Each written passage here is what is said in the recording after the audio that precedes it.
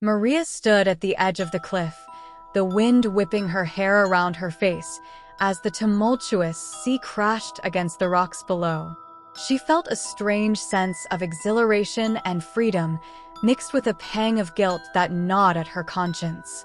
It had been only a week since she left her husband, Ricardo, for a young student named Daniel, and already her life had taken a turn she could never have anticipated. Daniel was unlike anyone she had ever met. At 24, he was vibrant, passionate, and full of life. Everything Ricardo had ceased to be after years of a monotonous marriage. Maria, in her early 40s, felt alive for the first time in years when she was with him.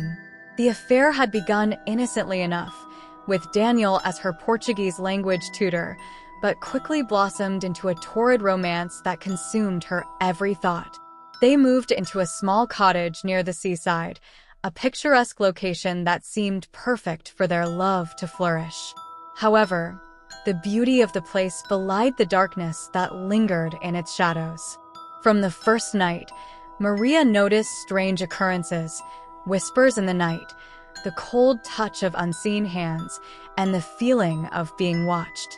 Daniel dismissed her fears, attributing them to her overactive imagination and the stress of their situation. But Maria could not shake the sense of dread that settled over her. One night, as she lay in bed next to Daniel, she heard the unmistakable sound of weeping. It seemed to come from within the walls, a sorrowful cry that pierced her heart. She shook Daniel awake, but he heard nothing, his skepticism growing with each passing incident. Desperate for answers, Maria began to delve into the history of their new home.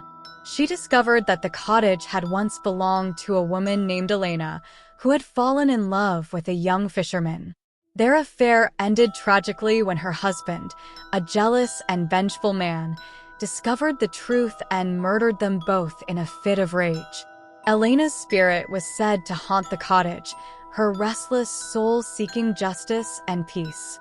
Maria's discovery filled her with a sense of foreboding. She felt a strange kinship with Elena, their stories echoing each other across time. Determined to appease the restless spirit, Maria conducted a seance, hoping to communicate with Elena and offer her peace. She lit candles and sat in a circle, calling out to the spirit with a mixture of fear and hope. The air grew cold, and the flames flickered as a presence filled the room. Maria felt a chill run down her spine as a translucent figure materialized before her eyes. Elena's ghost was a tragic sight, her eyes filled with sorrow and rage. She spoke in a voice that seemed to echo from the depths of the sea, recounting her tale of love and betrayal. "You have awakened my pain," Elena said, her voice a mournful wail. "You have brought him back to me." Maria was confused. "Brought who back? Daniel?" Elena nodded, her spectral form trembling with rage. "He is the reincarnation of my lover, the one who betrayed me. He must suffer for what he has done." Terrified, Maria begged for Elena's forgiveness, but the spirit was relentless. That night, Daniel began to change. He became distant, his eyes filled with a darkness that Maria had never seen before. He spoke of dreams where he was drowning, pulled into the depths by unseen hands.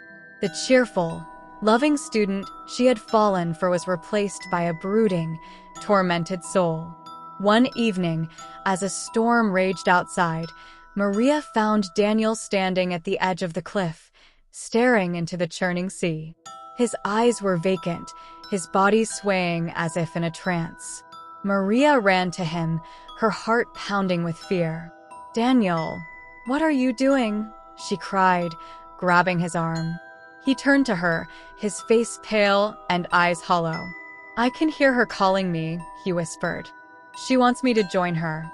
Maria struggled to pull him away, but his strength was too great. As lightning flashed and thunder roared, she felt an icy hand grip her own, pulling her back. Elena's ghostly form emerged from the storm, her eyes burning with an unearthly fire. He must pay for his betrayal, Elena hissed. He must join me in the depths. In a final act of desperation, Maria pleaded with the spirit. Please, Elena, let him go. He is not the man who wronged you. He is innocent.